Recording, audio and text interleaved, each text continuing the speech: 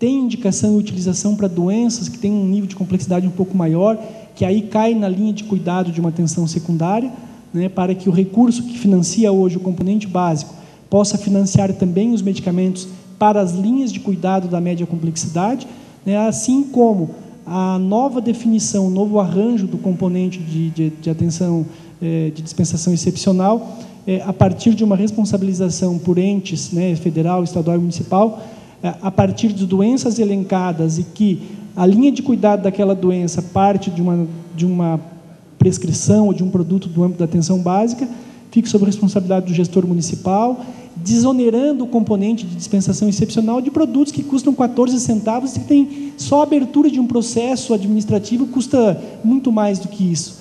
Então, a lógica que a gente arquitetou e que apresentamos à CONAS e CONASEMES, né, em uma primeira reunião semana passada, outras teremos agora dia 24, há uma tentativa de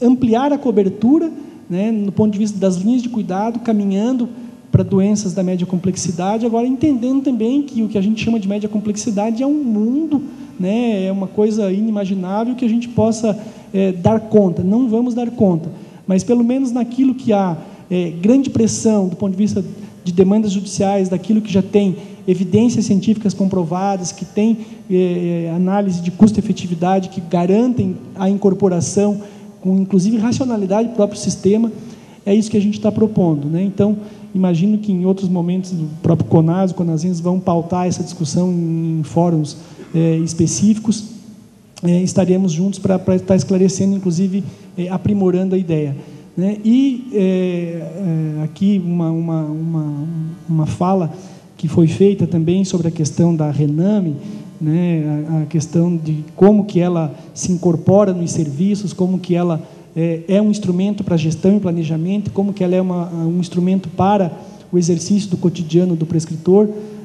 Nós estamos financiando o Ministério da Saúde, né, a nossa secretaria, por meio do Departamento de Ciência e Tecnologia e do nosso Departamento de Assistência Farmacêutica, junto com a FINEP, uma pesquisa de base populacional, inquérito domiciliar, que vai a campo 2009, 2010, talvez tenha resultados em 2010, mas talvez pelo tempo não seja possível, mas com toda certeza em 2011 nós vamos ter uma pesquisa nacional que vai nos dizer, nos responder as questões relativas a acesso ao medicamento, né, como que se dá o acesso ao medicamento, né, como é que é a utilização dos medicamentos no âmbito do sistema de saúde, né, questões relacionadas ao uso racional e avaliação de serviços. E na avaliação de serviços, Nardi, tem um componente muito forte de saber como que o planejamento da assistência farmacêutica é organizado, né, de que forma a RENAME impactou, de que forma o formulário terapêutico impactou, porque é um investimento muito grande nesses dois instrumentos, RENAME e formulário terapêutico, mas há indícios de que ele é pouco utilizado do ponto de vista do seu cotidiano. Então, essa pesquisa que vai a campo, sob orientação do nosso departamento, DECIT, e aí financiada com o FINEP, deverá nos dar, enquanto ponto de vista de gestores, né, se aquele incremento de orçamento que o Ministério da Saúde fez e o incremento de orçamento que gestor estadual faz, que gestor municipal faz, se traduz em ampliação de acesso. Então, acho que é uma informação de maneira bem rápida aqui para fechar o debate e estamos à disposição para continuar esse tema tão palpitante da assistência farmacêutica. Obrigado. Eu quero agradecer a todos, mas pedir a tolerância de 3 minutos para tecer um pequeno comentário.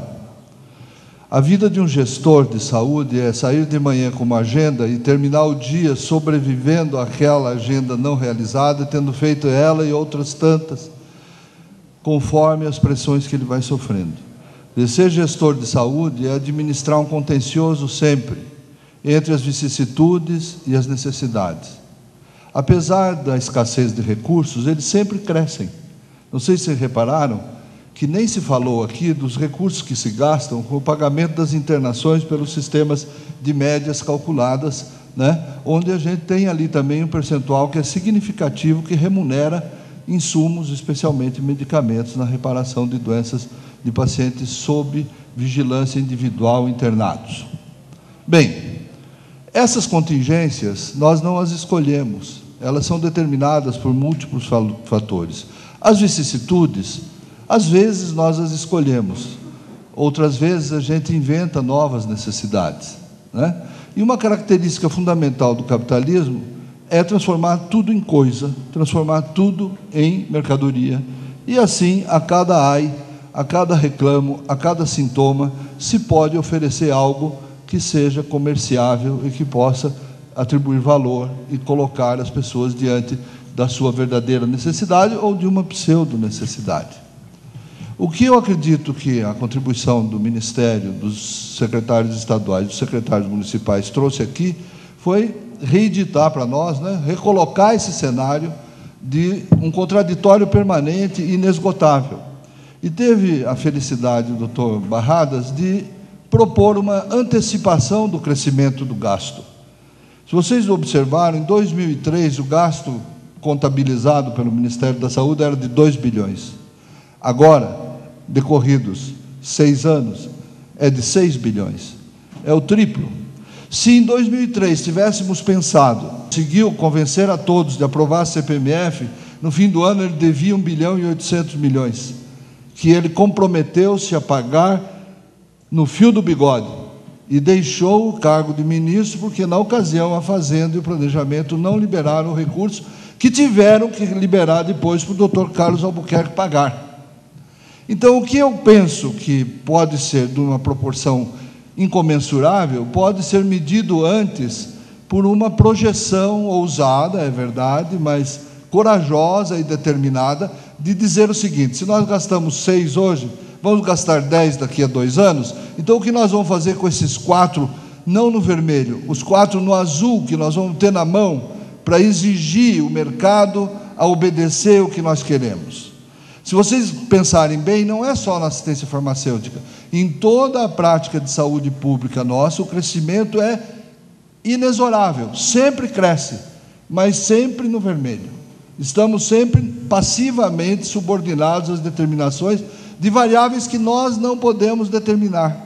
Mas se nós nos anteciparmos e colocarmos na frente uma possibilidade, como se fez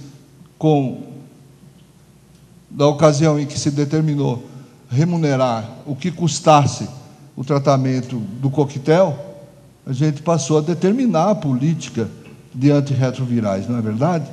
O Estado brasileiro determina essa política hoje num razoável grau, mesmo sendo um país periférico em relação ao centro do capitalismo.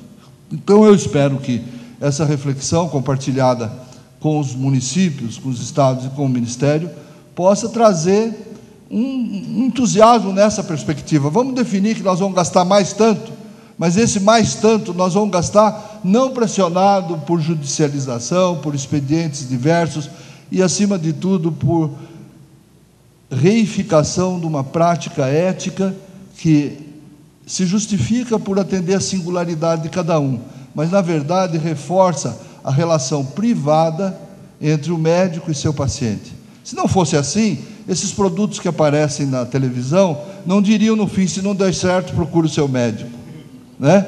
Acho que já está na hora de procurar a autoridade sanitária, o Conselho de Saúde, o estabelecimento de protocolos adequados, socialmente reconhecidos e que devem ser dispensados com autorização médica ou da equipe de saúde, mediante a responsabilidade de todos e de cada um. Muito obrigado por participação de todos, pela atenção.